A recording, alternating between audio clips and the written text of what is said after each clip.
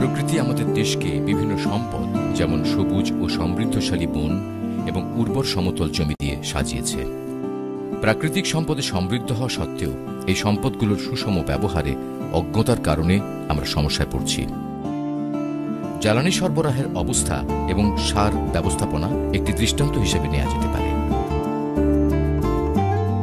নির্বিচারে গাছ কেটে আমরা জ্বালানি কাঠ মজুত করছি, আমরা কাঠ কয়লা উৎপাদন ও ব্যবহার করছি, কিন্তু শক্তির অন্যান্য উৎসের প্রতি মনোযোগ দিচ্ছি না।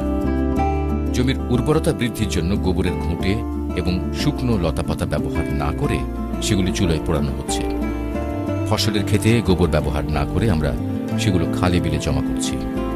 সঠিক পুষ্টি সংরক্ষণে প্রচলিত জৈব সার ব্যবস্থাপনা কার্যকর নয়। এসব অহেতুক কর্মকাণ্ডের জন্য আমাদের বনভূমি দিন দিন বেদখল হয়ে যাচ্ছে এবং উর্বর জমি অনুৎপাদনশীল হয়ে পড়ছে। অধিকন্তু এসব প্রচলিত শক্তি উৎস ব্যবহারের কারণে আমরা ধোঁয়াসৃষ্ট রোগে আক্রান্ত হয়ে পড়ছি। দূরবর্তী